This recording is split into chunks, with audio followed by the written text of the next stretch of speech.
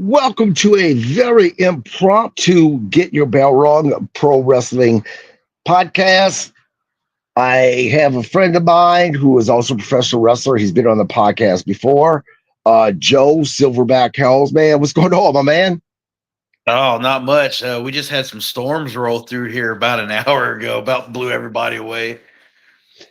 Yeah, it got pretty bad. Got pretty bad here last night. Now, for those who may catch this, look, I literally decided at the last minute that I was going to contact Joe and say, let's do a podcast. I have no interview questions prepared, nothing. So there's no telling where this may go. This is going to either, I have a feeling that it always works out this way. This is going to either be my last watch podcast because it wasn't advertised. There were no questions that I prepared, or it's going to probably be my most watched interview there was. It's going to go either way, man. So what's been going on, man? What's that? Not much. Let's just hope for the most watched. Nah, that's what we're going for. Talk about. So, just got back from St. Louis about a month ago. We are ready for in about a month and a half to go to Vegas for the cauliflower reunion thing that they're doing. I know that you just got some badass new gear in. You've been busy on the road. Tell everyone what's going on and what's been going on, and what are your big plans? Well, I've been wrestling, a lot down in Arkansas, closer to Tennessee a little bit. I was just in Moberly, Missouri last night, about 3.5 hours away. Had a match last night that went pretty well. I'm just all over the place, man. There's all kinds of great stuff happening. I got the new gear in. It's took off. I got a lot of likes. I also I got a thumbs up from Animal's wife on one of my photos, seeing the work I did on the respect. I call it retro respect red, the red silverback. So it looks more like I really combined the Road Warriors and the Silverback into one on this one. The reason I did it because I tried to shy away from it, but just have little hints here and there with the silverback or the black and gray or whatever you want to call it. But this time around, I was like, you know what? I'm going to embrace it a little bit and just give the fans what they're already thinking, and just like, boom, here you go. So I went ahead and went with the retro respect on it. And I've gotten a huge response from it, man. I've gotten Vader Reborn. I've gotten, so much stuff. I had an offer to go wrestle down in Ecuador a couple of weeks ago. I ended up turning that down because it just wasn't something for me. It wasn't going to match what I was going to dish out to go down there. Right. And so with me, with the professional wrestling being my job now, being my shoot job now, I have to pick and choose and be careful that I don't make mistakes, along the way, be smart about things. Right. And that's kind of been the story for about the last month or so of me being not just picky and choosy, but protecting my character, which is a very big, important thing that you have to do in the business. Don't let people destroy your character for their gain. There's so much of that going on, and no, it's just been great, man. I had a 3-week run there where I had just amazing match after amazing match. I went down and had a match in Arkansas, and it was a candidate for match of the year for them. And then the next week I was versing Lord of Toe at New Breed and got match of the night there. And awesome. then a couple weeks later, I went back down and wrestled the other guy in Arkansas again in a rematch and got a standing ovation. And it also was a candidate for match of the year as well. And so, and then I had the match last night that went really good. It was one of those times where I'm on the road halfway there and I get a call, hey, your opponent's not going to be there. So I had no idea what was going on, which is a lot of times that happens in Right. wrestling. And so we're all trained. So, okay, put whatever in front of me. We'll make it work. It's like Yep. Jason Jones used to always say, we'll turn chicken shit into chicken salad. So Yeah. And I apologize. I don't have my glasses on to the commenter. I can read Sir Akeem. He says, "Love you guys, man. We love you back. Thank you yeah, for watching this podcast. I appreciate it." So you also have what I think, at least, is an amazing show coming out in Florida in September, right? yeah, that's gonna be I want to say, not to be corny, but the bee's knees for me, man. Gary Wolf from ECW, the Pit Bulls, he brought in Pit Bull number 3, so they are back together, and he also joint ventured with some other guys, and they have VPW, Veterans Pro Wrestling, down in Florida. And so they're bringing me in, and it was kind of cool that I saw both my characters on the poster, and I was just like, "Wow, where do you see that?" Um, that was a wild deal too. How that all had all how that all came about. It was going to go one direction with the hired gun, and then once they saw the Silverback version of me, plans changed real quick. so, Right, right. And by the so way, everyone, yeah, I was gonna say real quick, Joe, for all that are watching and you heard Joe mention about his his new wrestling gear for the Silverback. If you guys go to my page, KG Landry, on Facebook and scroll through a lot of the stuff that I have, I do have his new gear if you guys want to see it. Or you can go to Joe's page on Facebook and find that as well. And Joe just posted some new footage.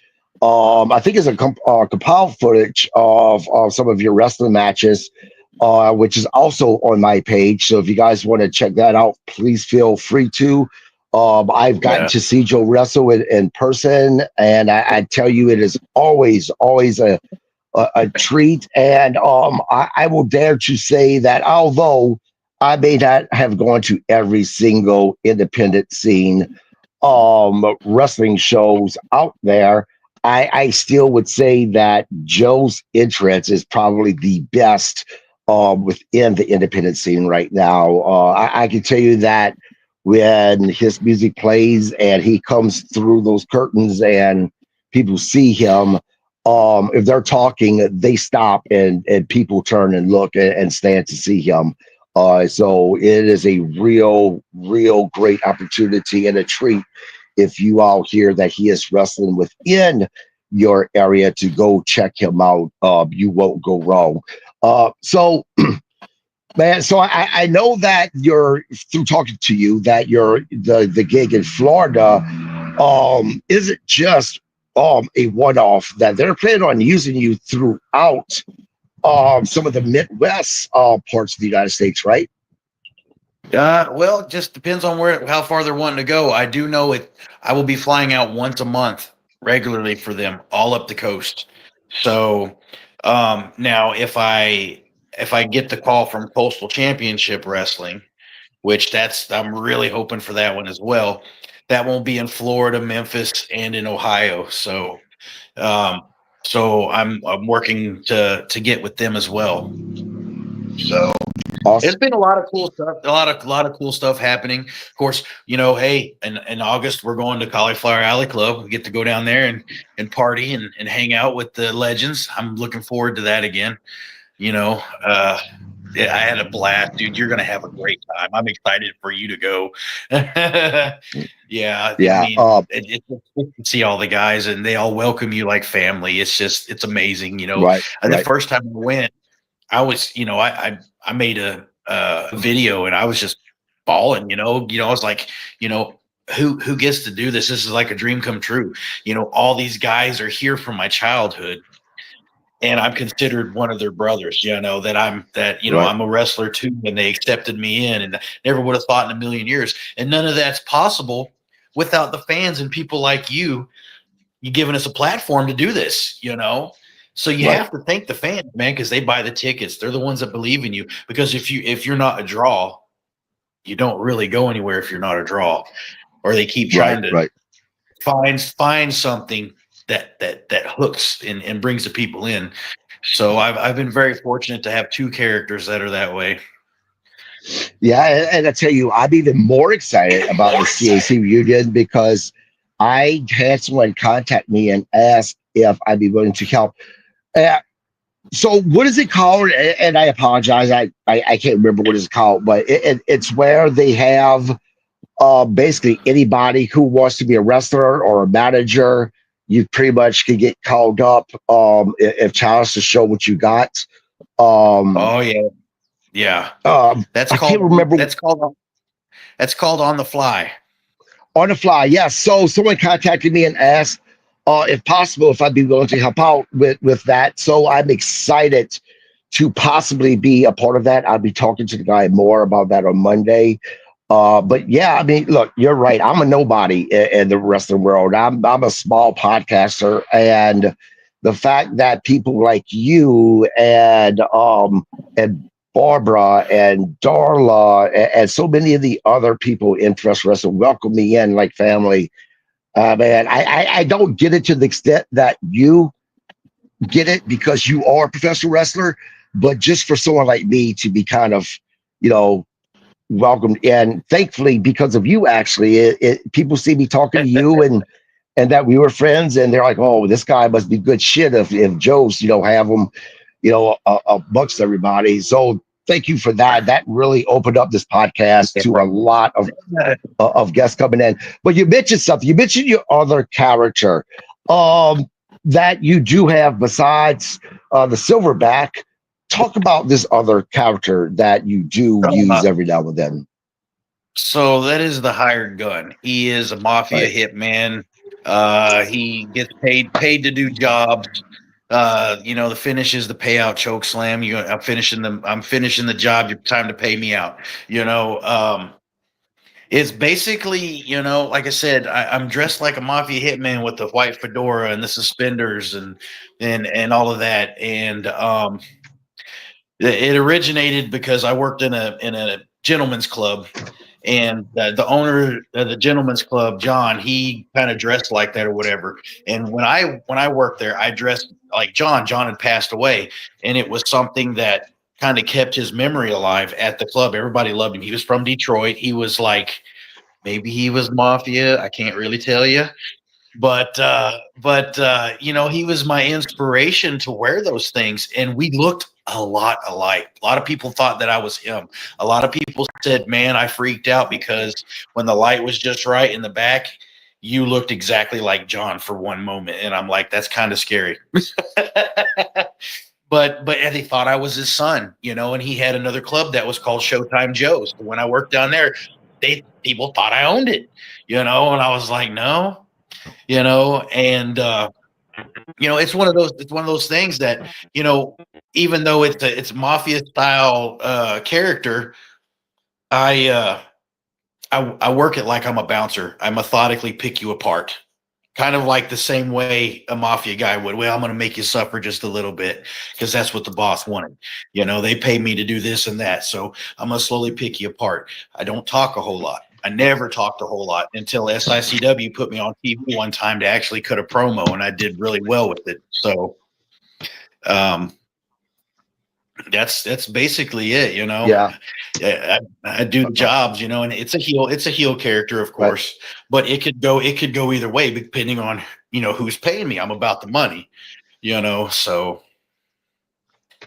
Right. but I Yeah. used Now, to. if no, go ahead. Go ahead.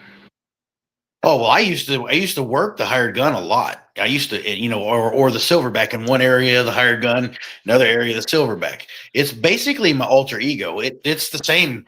It's the same person. I'm not trying to hide the fact that I'm not the hired gun because I am this. It's both of me. It depends on what sparks my interest, so it can go either way. Right. And, it's just, Yeah, because so. from yeah, because what you explained to me about the hired gun, um, he's basically, according to you, the alter ego of the silverback, except the bad side of the silverback. If the silverback can't get the job done, and your opponent is getting to that place where he shouldn't get, it's basically now you're in trouble because now Silverback's alter ego is coming out. Now you're dealing with the higher gun. It's kind of if I can kind of go to Marvel Comics, I think it's Marvel Comics. It's kind of Bruce Banner to Hulk Hogan. I mean, to Hulk Hogan, to the Incredible Hulk, right? Yeah, kind of in a way. But the monster silverback is one that they really don't. When I'm a heel as the silverback, that's like combining the two, and it's pretty much, I don't give a crap whether I win or lose. I'm just tearing up some crap. It's one of those kind of deals. So, and I've not got to work heel as the silverback much. When I first brought out the silverback to kind of test the waters and see if it would gain some traction, there was a couple of shows down in West Fork, Arkansas that I did, and blew the roof off the place, even as a heel. Way Right. back. I mean, way back in the like in the early stages of the rebirth of the silverback, because when I first originally came out, I looked completely different. Mhm. There was some stuff there, but I went back to the drawing board while I was the hired gun and recreated the whole image. It gave me Right. time to train, learn, and then come back with a perfected version. Yep. Yep. So Now I tell you though, you mentioned about the silverback and the word heel. I don't know if that's possible for you to be a heel with the silverback just because the fans love you so much. I mean, if anything, maybe an anti-hero, but do you think it's even as good as you are? Do you really think that you can get the fans to actually boo the silverback? it's kind of hard because last night I was wrestling Cornelius Poppington, which is heel, and we started off the match where he wasn't ready. He was not ready. He was not ready. And then by the time he was ready, the referee asked me if I'm ready, and I'm like, nah, hang on a minute. I turn around, someone throws me a banana. So I'm eating my banana. I'm waiting. You're gonna wait on me now, right? So I turn around, I throw the banana peel behind me. He tries the Pearl Harbor me. He slips on the banana and eats it. The place goes nuts, And so and so he's outside the ring screaming and crying while everybody's laughing at him. And it comes to a point where, of course, he starts to get a little upper hand on me because he cut me off. And the kind of the saying is as a face you can use heel tactics, but not many, right? So there came a point where he was trying to crawl back into the ring, and when he stepped one leg through the ropes, I kicked the ropes and it racked him. The place went nuts. They loved it. They were like, do it again, do it again. Of course, I ignore it because as a face, you can get away with it once, but you can't do it more than once. And it's not ethical as a face to do anything more than, you know what I mean. So, but they wanted me to do more. They wanted me to do more, and it's like, y'all begging me to turn heel, aren't you? You might not like that,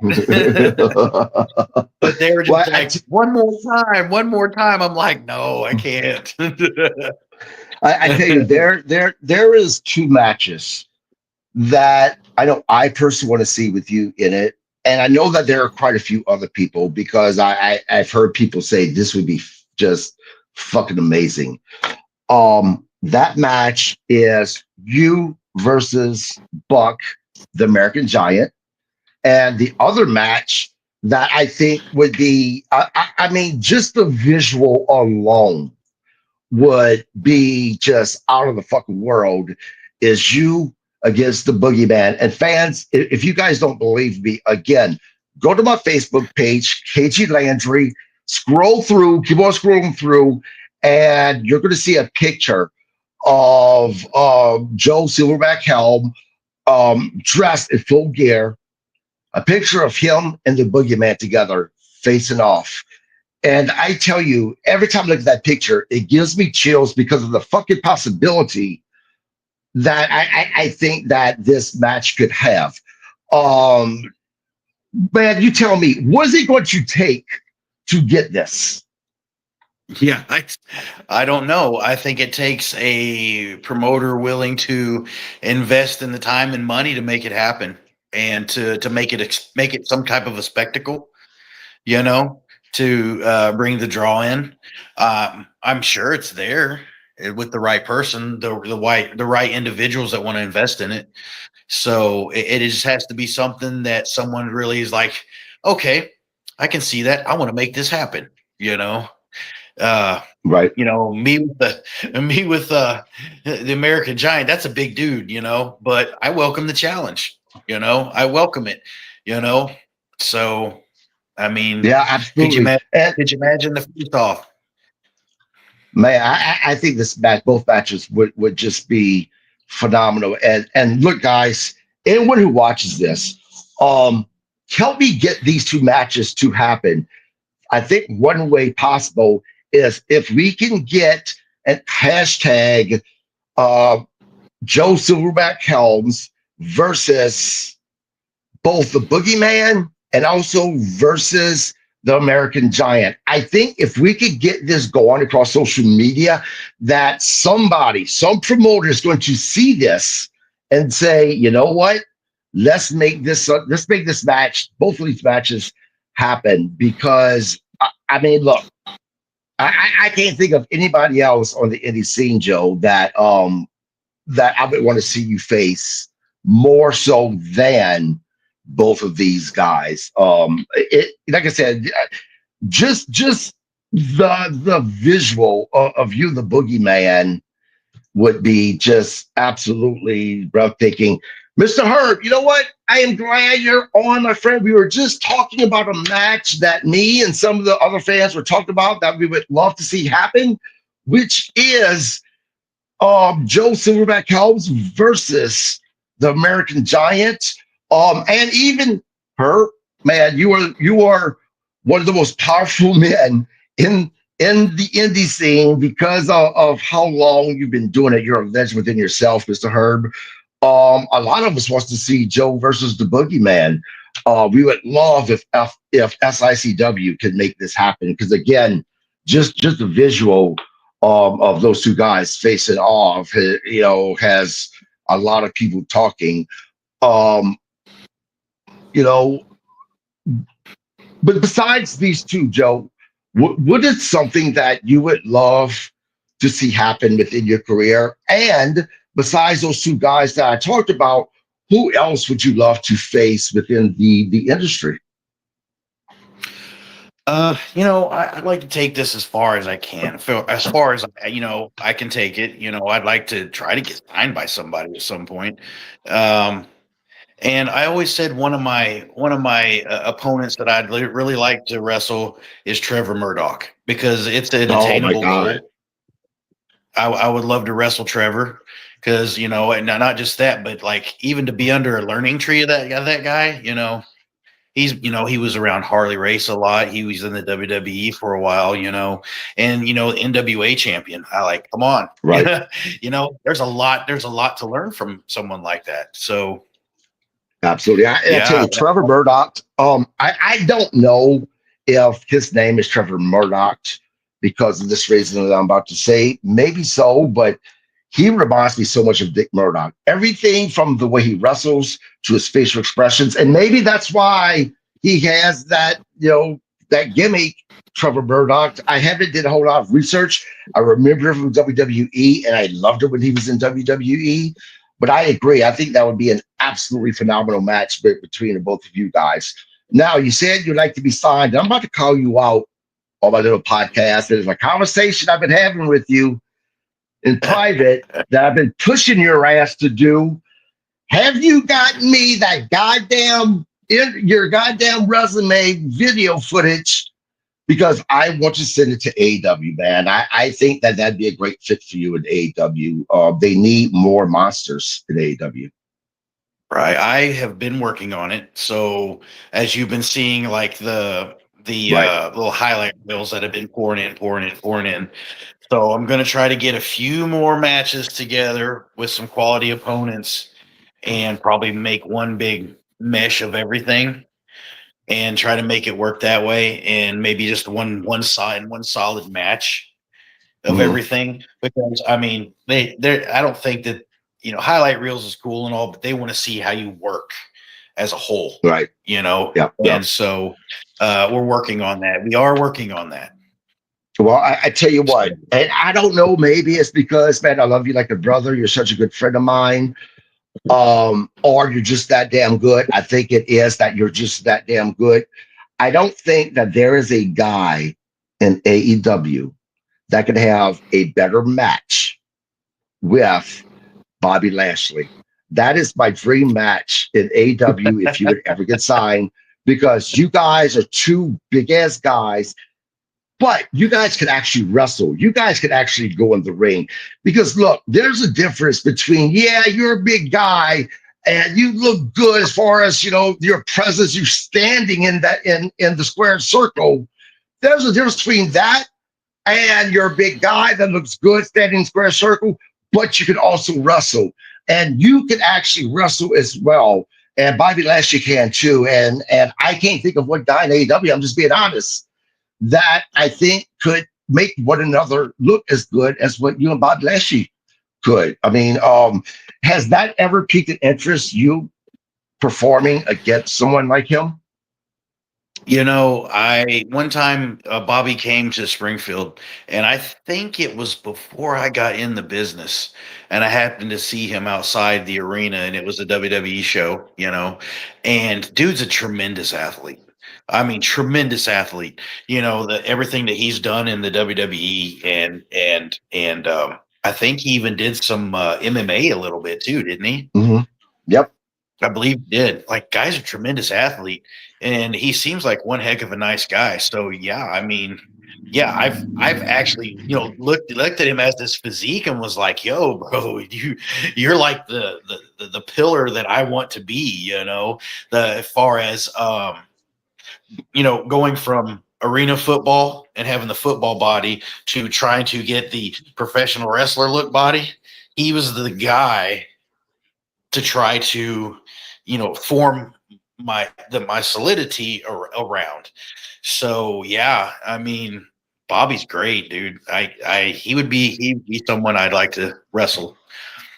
Now I tell you, I'm glad you brought up your football career. And look, guys, those who watch this podcast faithfully, who I do appreciate, you guys know Joe's been on my podcast. We talked about his history and how he got into professional wrestling, what he did in his younger life. But because Joe has such a remarkable story, a story that is so what's what I'm looking for? Inspirational. You have such an inspirational story about attaining a dream of yours that a lot of people, when they got to the point in life that you were at, may give up on that dream. You didn't. So let's talk about this. Let's talk about you playing arena football, and not just playing it, being a successful arena football player, a guy who has rings from playing because of how Yeah. successful you are. Let's talk about this and that moment that you decided, I'm going to chase this dream of mine that I have of being a professional wrestler. Okay, so I loved pro wrestling a lot as a kid. As a little kid, I didn't watch it much until I got closer to my teens, and I got really into it there for a while. And I played football in high school and everything, and then I got out of high school. A few years went down the road, had some kids, got a divorce. I was a single dad with 3 kids, 2 girls and a boy. Had to work 2 jobs. Blah blah blah. You know the story.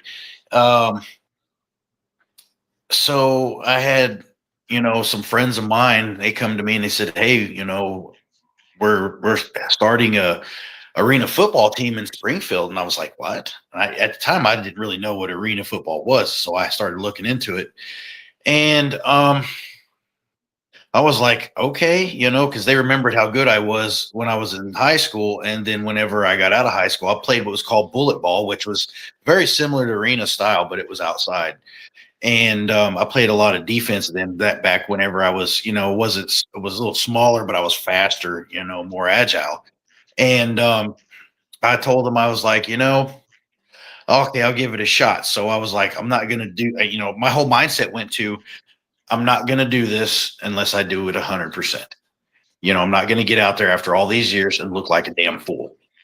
So I didn't even have a gym membership or nothing, but I just started, working out at home, going to Missouri State football field and going out there and running laps, doing stuff by myself, drills by myself every night after work. If it was raining, if it was freezing out, that's when I would be working, because the arena style starts in, I think it was the end of February, beginning of March, cold as heck out.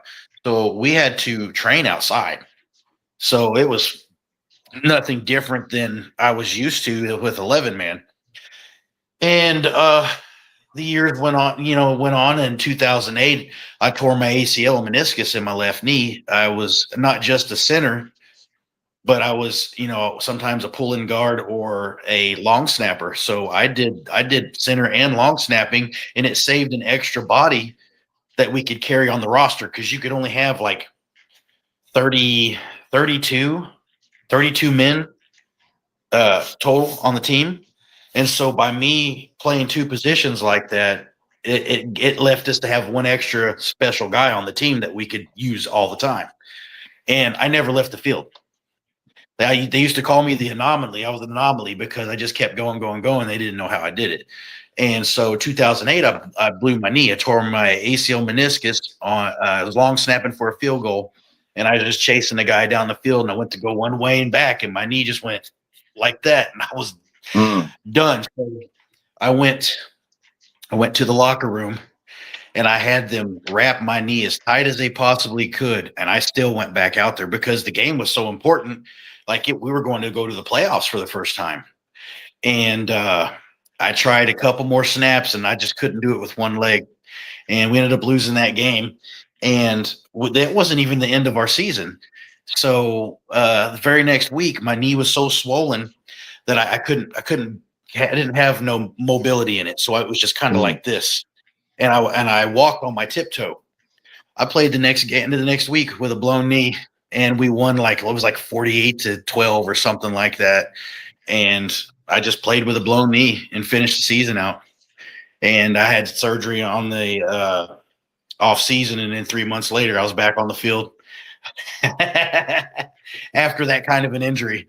Yeah, I had to. My meniscus was torn in the shape of a horseshoe, and they had to go in and grind it down, flatten it out.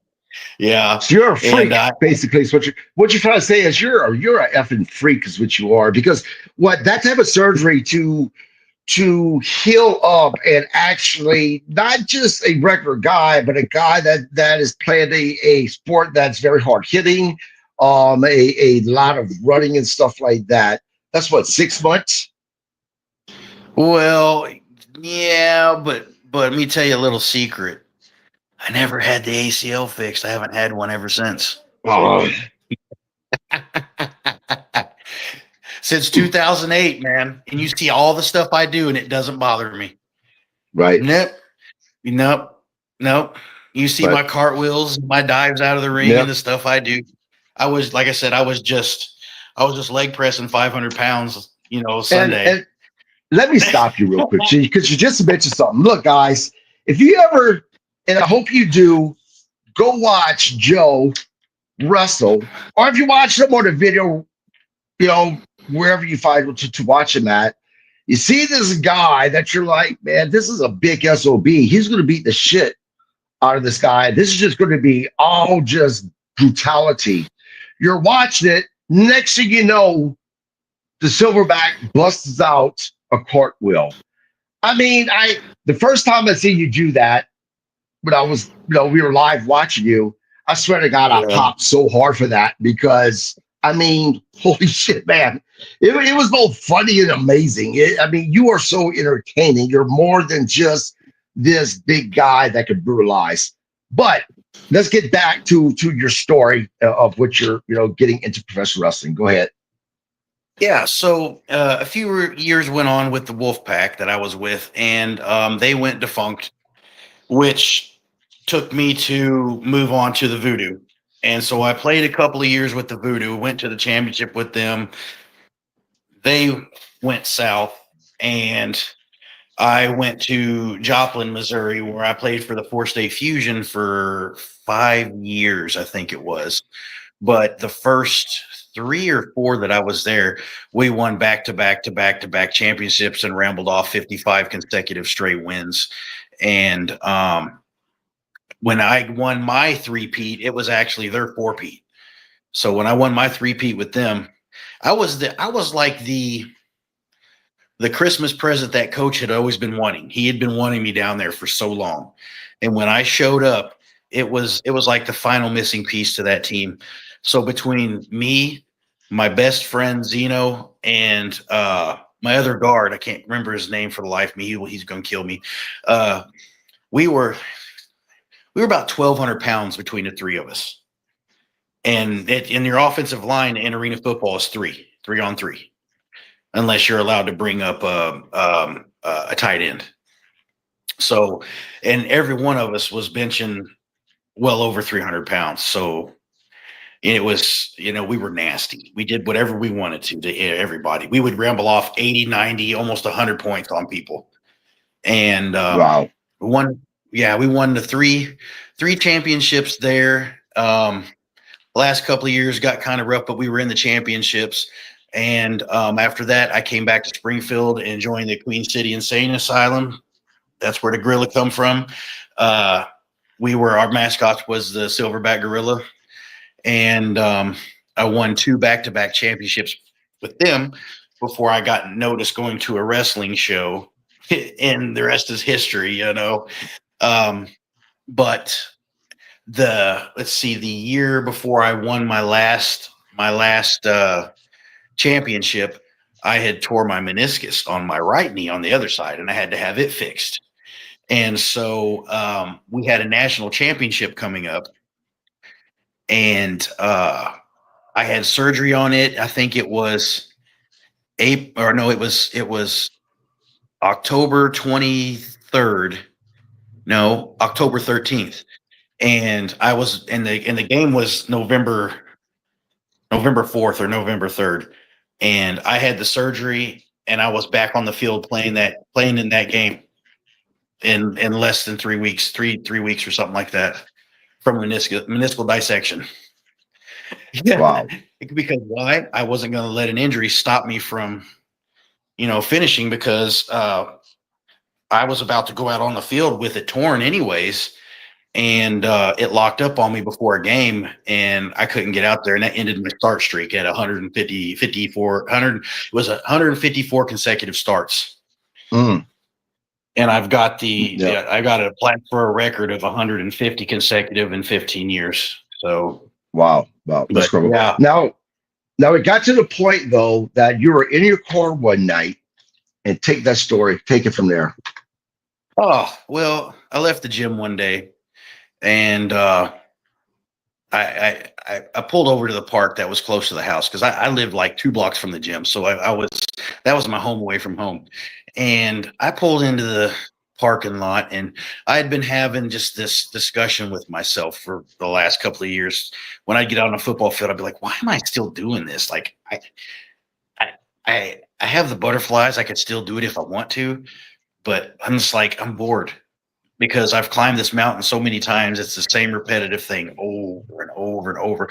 And I sat there talking to myself, and I was like, I said, God, what what do you have for me? Like, what do you want me to do? I was like, I don't want to play football anymore.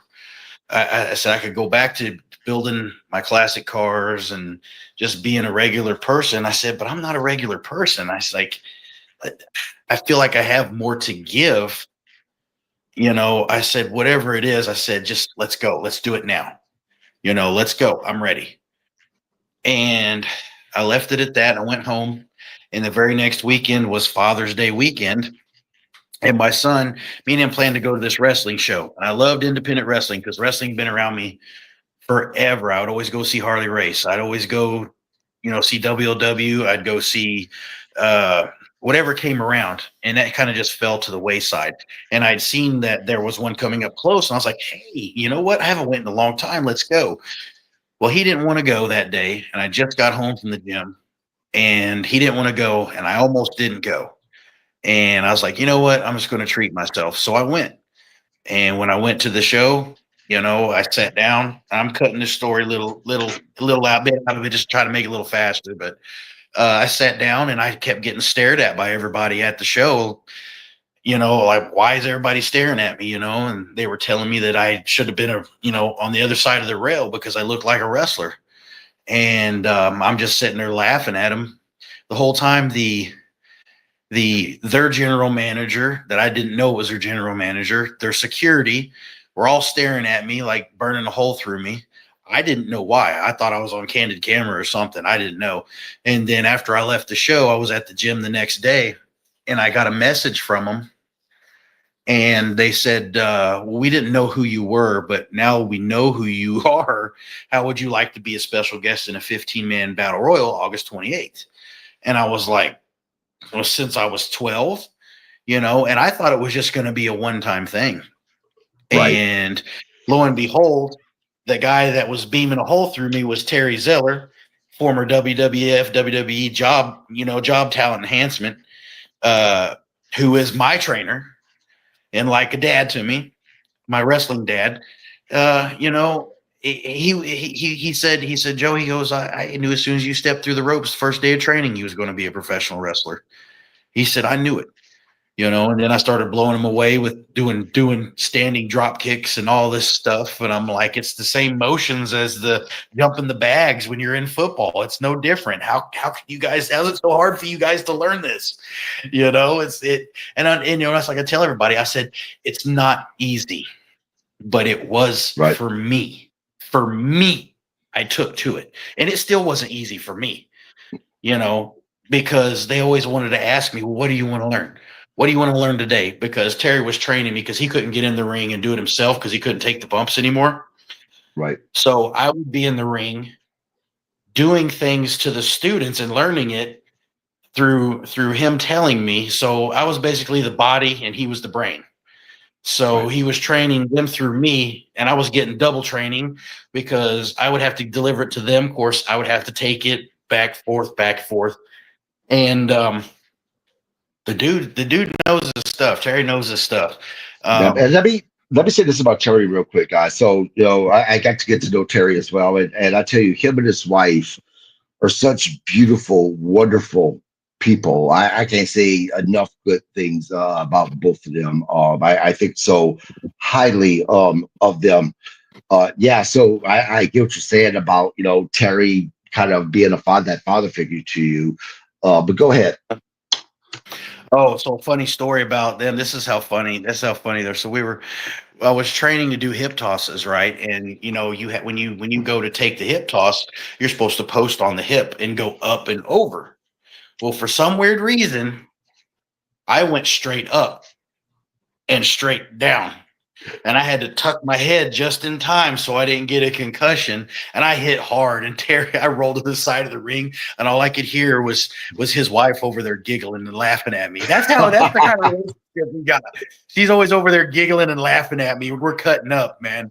You should have been there at the time that when I was learning, so you take the back bump backwards, right? It's the same bump for, body slam, the suplex.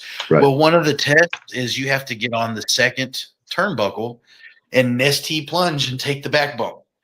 Man, I probably stood up there for like 30 minutes before they're like, oh, it's not that high. I said, it's not that high if you're standing in the ring. But if I'm Right. 6'1", I'm standing on it and my head is way up here, it's really high. And I said, and you ain't 300 pounds falling off the top of a perfectly good ring for no reason but to land. Well, I tell you what, one of the most amazing things I've seen you do, and just because this may not seem like a big deal to smaller guys, but because of your size, is and forgive me and correct me if I get it, even a little bit wrong, but someone had you in an armbar, I believe, and you cut a flip to get out of that move, and to see a Oh, guy your size do that, I mean, that's just well, amazing.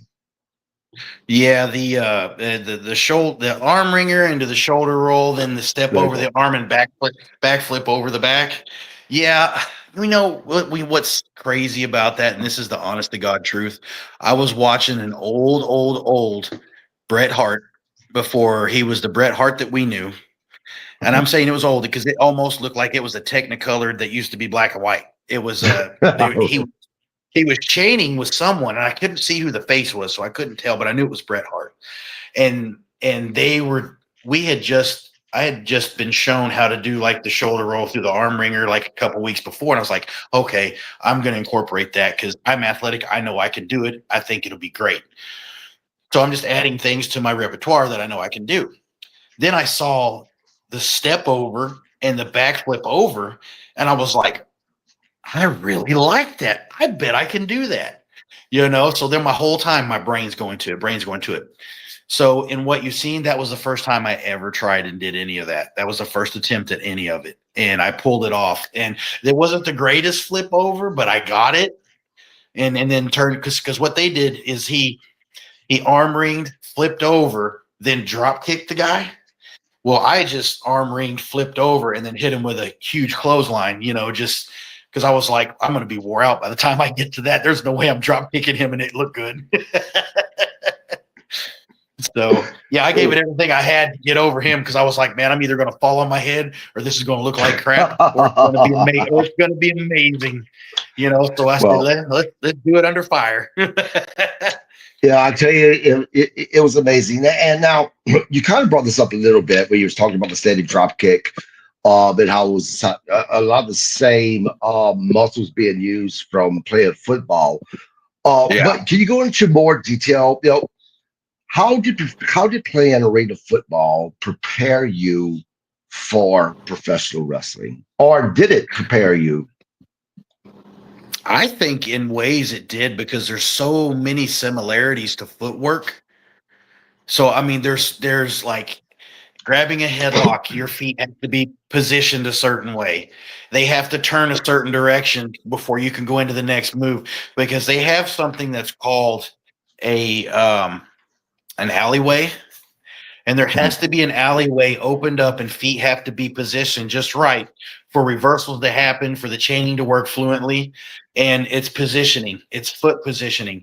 There's one thing that our buddy Kurt was watching some of my videos and he goes, bro, because I talked to him for like a few hours one day. He's like, one thing I like to look at is the footwork.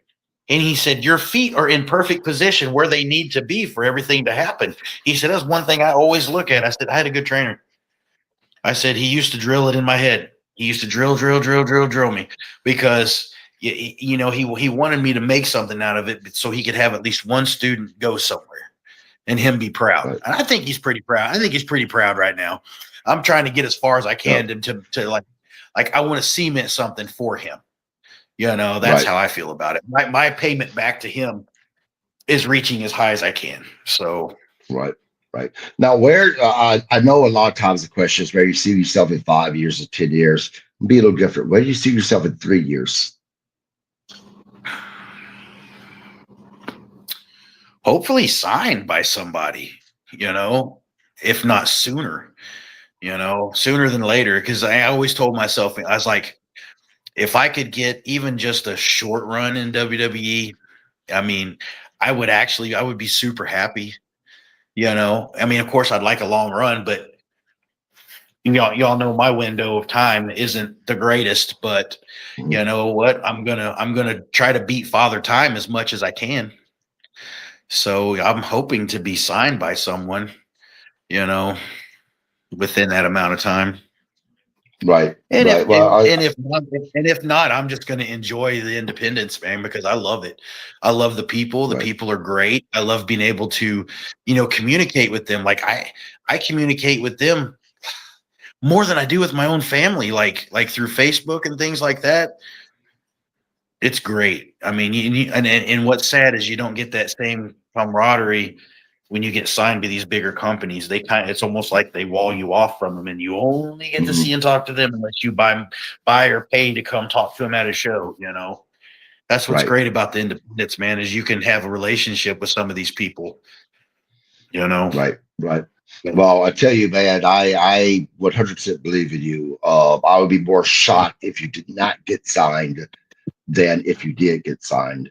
Um, Thank you for doing me the solid in the last minute and coming on the good podcast, man. man. I just felt like doing a podcast. And I'm like, man, I'm gonna do it with my buddy Joe. That way I don't have to think too hard. But before we Yeah. go, let's plug some stuff for you. Tell everybody. I know we talked about it a little bit at the beginning, but remind people again where they can see you at. Well, in 2 weeks, I will be in Sedalia, Missouri. Uh, and I do believe. Let's see. Where do I have? I've not been doing my homework very well because I usually write down all my bookings, and I haven't been doing a very good job of it lately. Um, And I caught you off Sedalia, guard today. July 12th. I do know that I have. I believe I will be returning to Mid States August 9th. And if I pick something up in between there, which I probably will, if not, I'll bug some of the guys out in Tennessee or with something to come down, you know. But I mean, I just have people, hey, just hit me up, man, and see if I'm booked or not, because I don't have a lot going on just yet. Um, I know that we're going to be in Cauliflower Alley. This was the 17th through, was it the 21st or the 19th or something Yeah, like that? something like that. Yeah.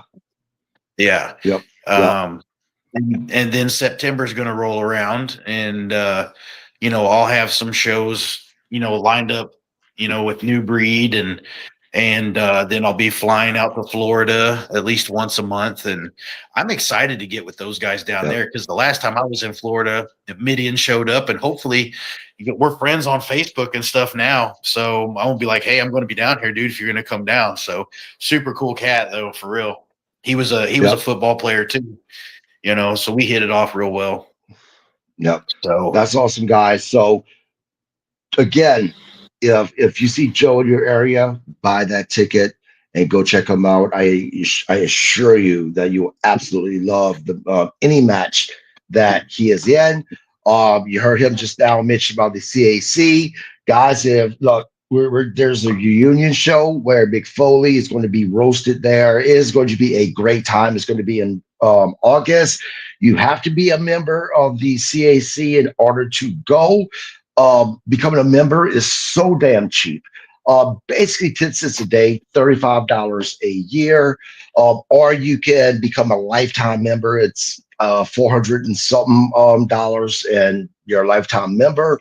You can go to the Cauliflower Alley Club.org for more information. Also, Tuesday night, we will be doing a double recap of Monday Night Raw and of Night of Champions. A little bit of good news for the personal side. I know that my quality, the visual quality of the podcast on my end of it has been not great. That will improve come hopefully Tuesday. Verizon internet service absolutely sucks. So we are changing our service so that we can improve the quality of this podcast.